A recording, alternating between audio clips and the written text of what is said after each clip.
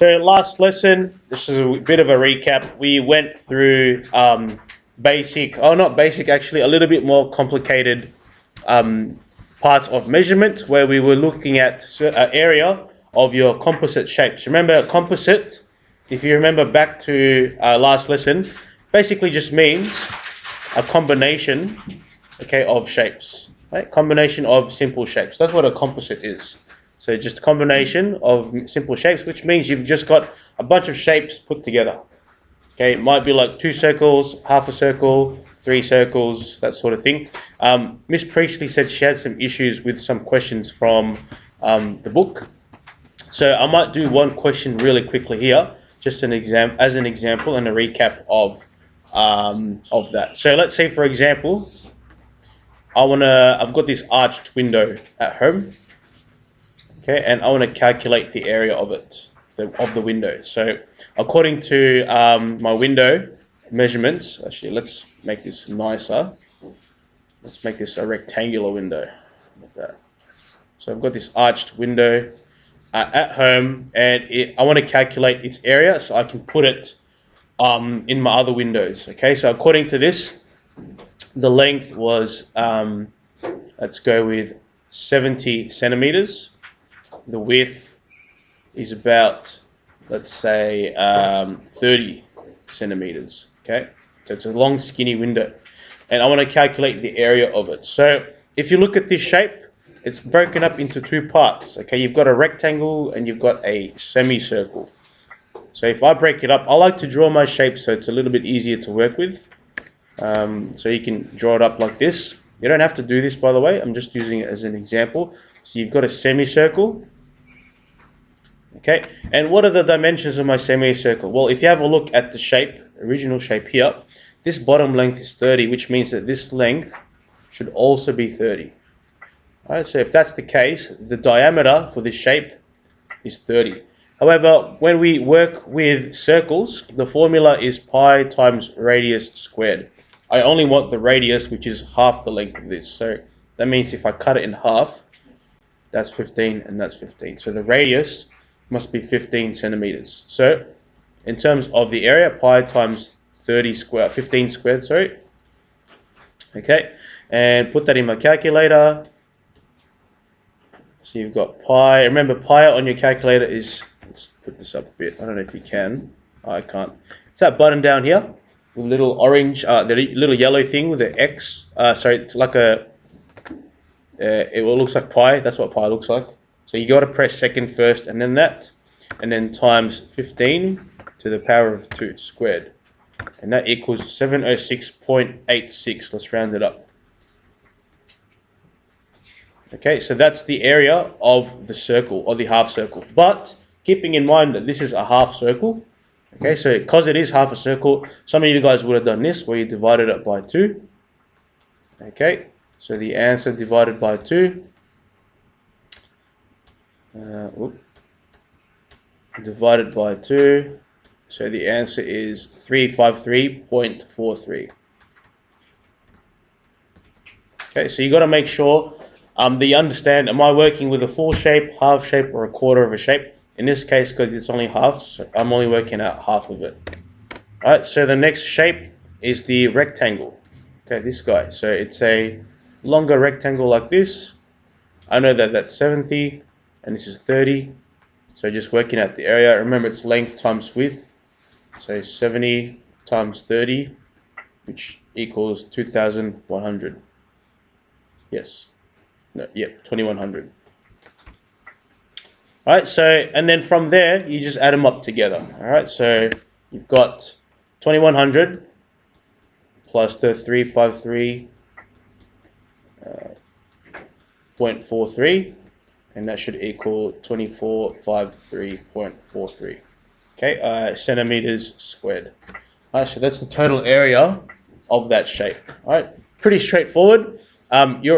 The main principle for these composite shapes is you're just breaking it down into its simpler shapes. Does that make sense, Raquel? Yeah, just break it down into simple shapes. Alright, so let's get into this part where we're looking at now surface area. Surface area is basically the same thing as composite shapes. It's just now you're working with a 3D object, like say for example this, but then you're breaking it down into its simplest shapes. Okay, that's all it is. So as a learning intention for today, we're going to look at trying to understand surface area of right prisms and cylinders. Right prisms doesn't necessarily mean it's just correct or whatever. It just means basic prisms.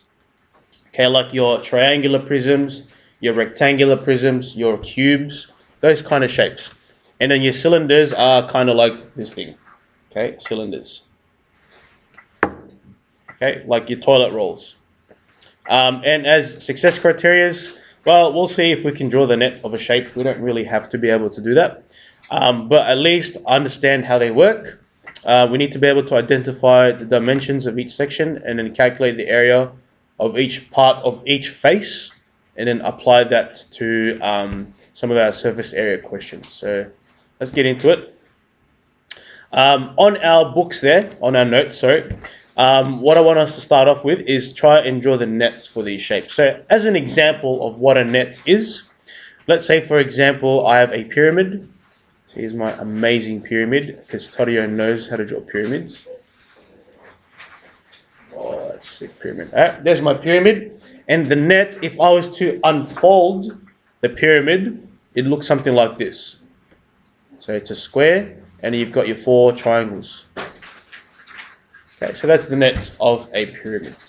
Okay, I want you to try and draw the nets for these shapes. See if you can do them. I'll give you 2. Okay, did anybody have anything similar to these? Yes. Yeah? Anybody have something crazy different? Wildly different. Okay, so let's get straight into it. So with your prisms, okay, so a definition of what a prism is. So it's a 3D object, okay, that has no curved sides except a circle in some respect. But circle's a little bit different, okay, because it's basically cylinders are a bit different because it's got 2 circles and a rectangle, okay. But it's still considered a prism. A cube is a prism, but a sphere is not, obviously, because it has curved sides. Okay, prisms have a pair of congruent sides, which means congruent just means the same. So 2 sides of the prisms are going to be the same. They're called bases. So bases are like the bottom of the shape. Like the cube, triangular prism, and rectangular prism, those shapes all have congruent sides. So what that means is, if you look at, for example, a cube, all of these sides are congruent because they're all the same. If you look at a rectangle, these sides are congruent, okay, because they're all exactly the same. So 1 are the same, 2 are the same, 3 and 3 are the same. A triangular prism, slightly different. You might have different sides on a triangular prism, but if they were all equal, so let's say on this triangular prism, all the sides are equal, that means all these sides must be the same, okay? And for a cylinder, depends on the shape, but generally because it's a non-curved shape, the circles will be the same, and then you've got obviously that rectangle, or it could be a square, depending on the shape. It's generally a rectangle. All right, so that's what congruent means. Don't focus on a prism with a pyramid. Don't confuse, yourself with a pyramid. Pyramids only have one base, but they are still prisms, types of prisms. Okay, so for example, a pyramid, it might not necessarily always be congruent, but generally, if you have a square pyramid, all the sides will be the same. Sometimes you might have like a rectangular pyramid like this. Does happen. So that means you'll have like a really long triangle there, and then like really short ones here. So the only pairs here might be the top, and then the sides here are also pairs. Okay, just for your rectangular pyramids. It might come up in one of your questions. All right, so these are the shapes that you'll basically be working with. Okay, cubes, cuboids, which is rectangle, square-based pyramid, cones. We won't really do much of. Triangular pyramids, some triangular-based pyramids. Triangular prisms, some triangle pyramids, and some cylinders. We won't really work with spheres and cones. Okay. All right. So here, so the basic idea of a surface area is you're just going to be adding the sum of all of the areas, okay? All of the bases and the lateral faces. So lateral just means side, okay? So you're just going to add all of the faces. So when you actually break it down into its nets, you're just going to add all the areas up. That's all it is, okay? That's what this is saying. So the base in this case is the bottom and the top, okay, and then the lateral faces are the sides, okay. So top, bottom, and the sides for any of your surface area questions.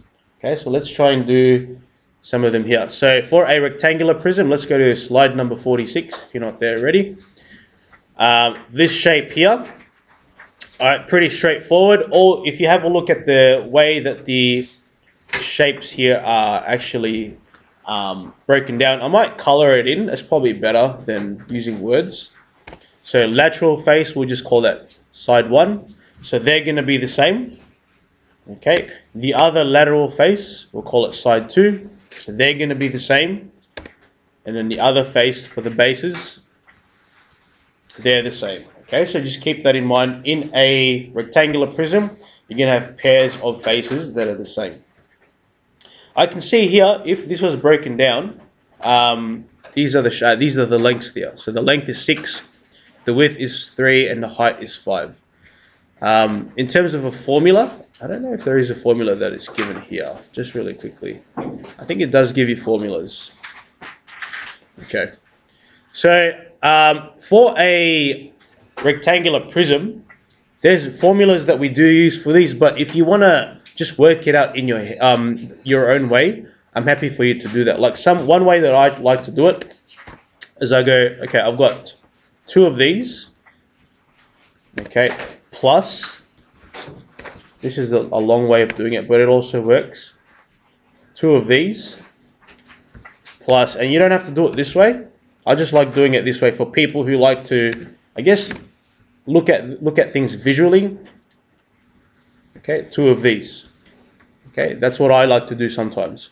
Just so visually you understand what you're working with. So you've got 2 of the square faces, 2 of the longer rectangles, and then 2 of the other rectangles. All right, so if I look at this, the length and width of the faces of the small square is 5 by 3. All right, so this is a 5 by 3. Doesn't look to scale, but that's okay. Maybe I'll fix that up. So it's, there you go. That's to scale now. Okay, so that's one face. It's a 5 by 3. Okay, the next one I can see. So these ones here. Oh, I'll use blue. Sorry. So this face here, I can see that would be a 6 by 5. Now, where did I get 5 from? Okay, if you look at this side, it's going to be the same as this side. So and this length here is 6. Okay, so that means that for this rectangle, it's a 6 by 5. Okay, or a 5 by 6. And then for the other side of the rectangle, I can see here, okay, this top bit up here, this top section, okay, that will be a 6, and this side length here is the same as that. So that's a 3. So it's a 6 by 3 rectangle. So that's 6 by 3. Okay, and there is my actual shapes broken down. And then now all I've got to do is just figure out the areas for each one. So for the red rectangle, it's 5 by 3 by 2. Okay, it's a 5 by 3 times 2, which is 30. Okay, that's the first one. Now, don't have to break it down like this. It's up to you. Okay, but whatever works for you. Second one is 5 by 6 by 2, which equals 60. Okay, and then the next one is a 3 by 6 by 2. So that'll be 36. Okay, once you've got that, add them all up, nice and easy. So that'll be 90 plus 36 is 126. I think it's in centimeters, so we'll just go with that. All right, so that's the basic way of finding out, calculating the area of a rectangular prism. You can break it down like this if you want, or if you wanted to, you can just use the formula, which we'll go through a little bit later. Okay, but I do like to break it down so it's easier to work with. You can visually see what kind of shapes you're working with there. Okay, let's try another shape. We might skip this little problem here, and we'll just go to the next one. Okay, we'll go to these shapes. Okay, so let's try this one out. I don't know if you have space there for working out, but I'm going to break this down so we can actually see what kind of faces we're working with. So we're at the page, slide 48. So for this one here, again, you can try to break it down into its simpler shapes. I can see that this is a scalene triangle. Okay, oh no, isosceles. Isosceles, no, scalene means all three are different. Isosceles means two are the same. So this is a scalene, okay, where none of the sides are the same. So that means you've got three different rectangles that you're working with. So you've got this, okay, you can have three different rectangles plus one, a couple of triangles there. So one rectangle, there's another rectangle, and a different rectangle here, and we'll go black with the triangle. So with the triangles, I can see that there's two pairs of them. So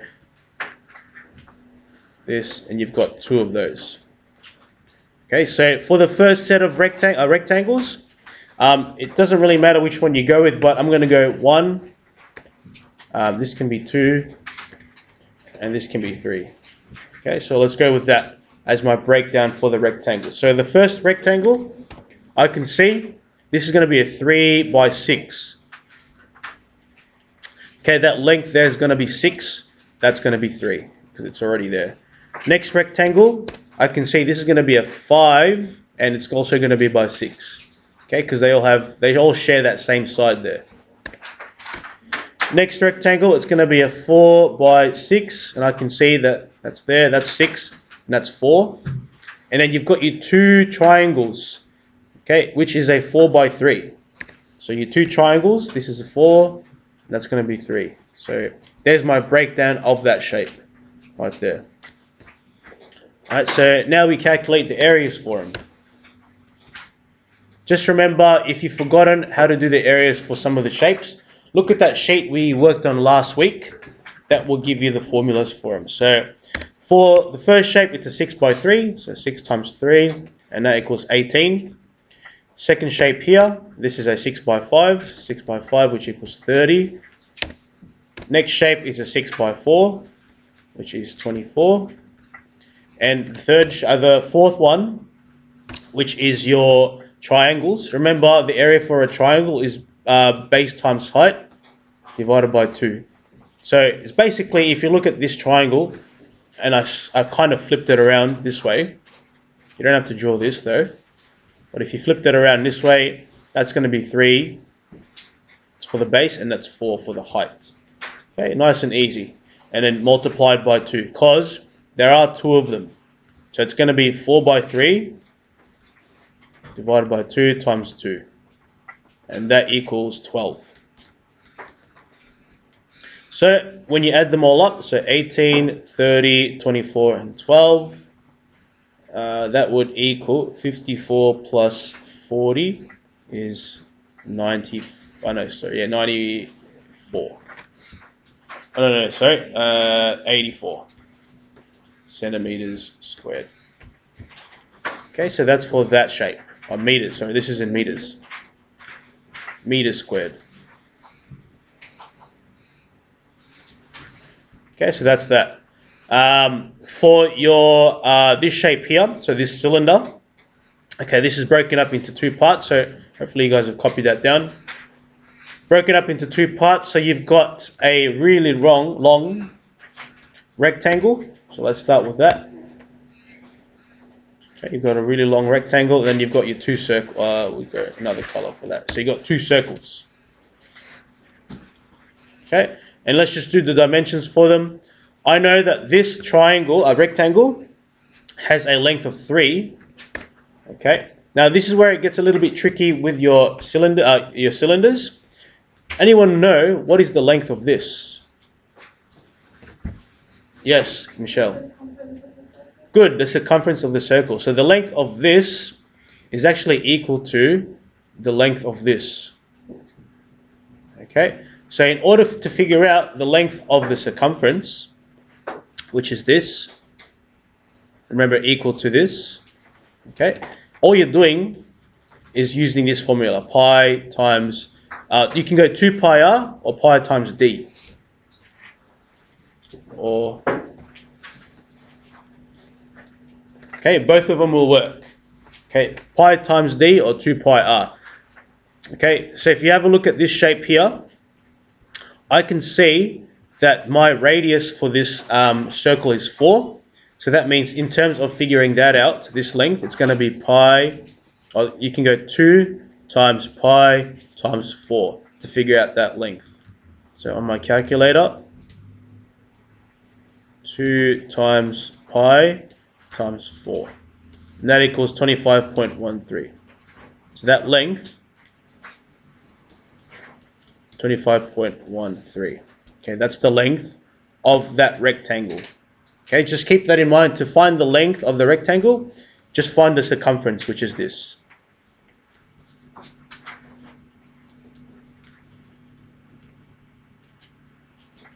Okay, so that's the circumference rule. So you can actually use, I'll write there, use circumference rule for length. Okay, so you can use that rule to find the length of your rectangle. So that's 25.13. Okay, so there's my rectangle there. Let's just make that better. Okay, so there's my rectangle. And then I've got my 2 circles. I know the dimension of my circle. There, I've got a radius, okay, of 4 millimeters. Okay, so that's pretty straightforward. So now we do our find the areas of this. So this is going to be 3 times 25.13. Okay, it's decimals. I don't like doing that on my head, so let's use my calculator. So it's this times 3. So 75 point, let's round it to 4. Okay, so that's the first one. And you're going to add that to the next shape, which is pi times 4 squared. Okay, so remember, for a circle, pi times radius squared. But because, okay, you've got 2 of them, you've got to multiply it by 2. Okay, so that's going to be pi times 4 squared times 2. Okay, so pi times 4 squared, and then that answer times by 2, which equals 100.53. Okay, so that's my total, that's my areas for my 2 circles, and then you just add them both together as a final answer, putting these guys together. So that's going to be 175.93 millimeters squared. Okay, so that's basically it for your cylinders. That's the trickiest part, I think, with your cylinder.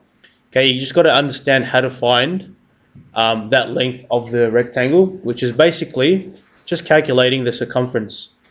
Okay, so use that circumference rule to figure out the length of that rectangle.